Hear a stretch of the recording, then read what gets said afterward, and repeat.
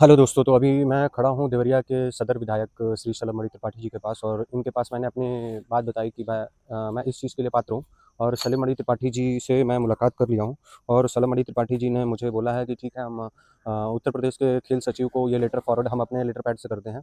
तो अब ये लेटर पैड से ये करते हैं, देखते हैं इनसे भी क्या होगा, क्योंकि ये बात को मैंने मुख्यमंत्री जी के माध्यम से भी बताया है और मुख्यमंत्री का भी कोई रिप्लाई नहीं आया। देखते हैं विधायक जी के माध्यम से जो अप्लाई करवा रहे हैं, अपने लेटर को फॉरवर्ड करवा रहे हैं, इससे क्या रिप्लाई आता है। बाकी चीज़ें मैं अपने घर पे बताता हूँ कि आयोग से भी क्या रिप्लाई आया है, क्योंकि आयोग भी अभी कुछ बच्चे गए थे, वहाँ भी बात हो रही है मेरी कि वहाँ से क्या भी रिप्लाई आया है। जो बच्चे आयोग गए थे उनका भी मुझे अपडेट आया है। वो बता रहे हैं कि आयोग जाने के बाद मुख्य सचिव नहीं मिले, बट सचिव के नीचे पोस्ट पे कोई था वो मिला। वो बता रहा है कि आप अगर जेन्युइन तरीके से आपको फाइट करना है तो आप कोर्ट जाइए। अब बच्चे तैयार है कोर्ट जाने के लिए, उत्कृष्ट खिलाड़ी वाले।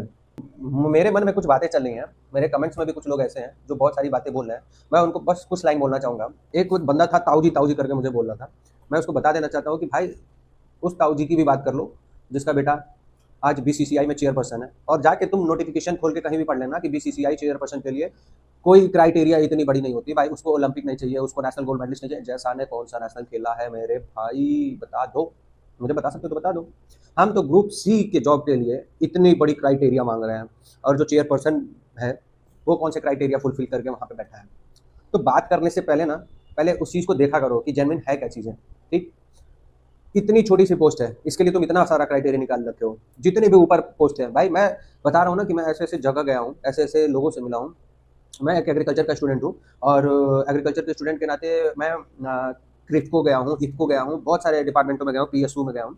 वहाँ कुछ ऐसे बंदे बैठते हैं ना जो लाइक गवर्नमेंट के अंदर कुछ चुनिंदाओं पर्सन के वो एक बंदे होते हैं जो गवर्नमेंट के लिए काम करते हैं, उनको उठा के बोर्ड मेंबर का चेयरपर्सन बना दिया जाता है।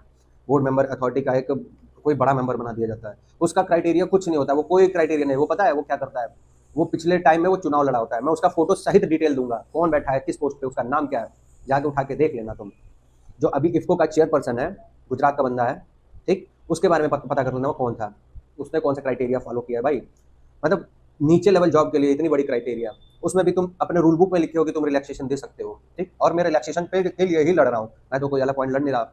मुझे इससे पहले कोई भी वीडियो बनाते हुए देखे होंगे इन सारे मुद्दों पे, बट पता है मुझे उंगली किया गया हुआ है कि भाई कोई तो ऐसा निकले जो इन सारे मुद्दों पे बात उठाए। मैं जेनविन अब ये अपने स्पोर्ट्स कोटा के लिए नहीं, मैं हर चीज़ के लिए बात उठाऊंगा। जो मुझे गलत लगेगा मैं गलत पे बात उठाऊंगा। जिसको जो उखाड़ना उखाड़ो, जिसको जो करना करो।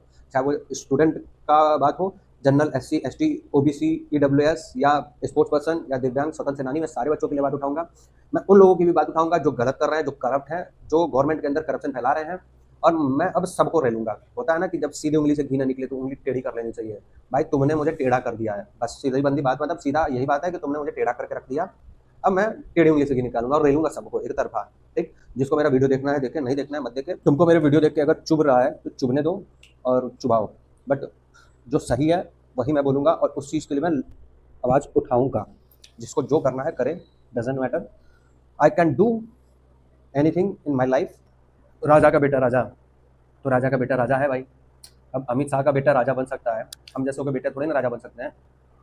हम लोग को तो बस घसना पड़ेगा भाई, चाहे वो पढ़े के बच्चे पास हो या चाहे बिना पढ़े बच्चे पास हो।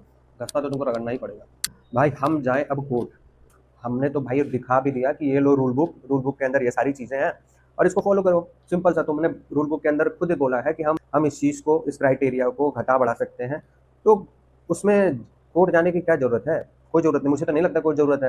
हाँ, वही ज़रूरत है कि अगर उन बच्चों का भी हक खाओ जो ऑलरेडी रिजल्ट में जिनका रोल नंबर आ चुका है, जो जेन्युइन बच्चे हैं।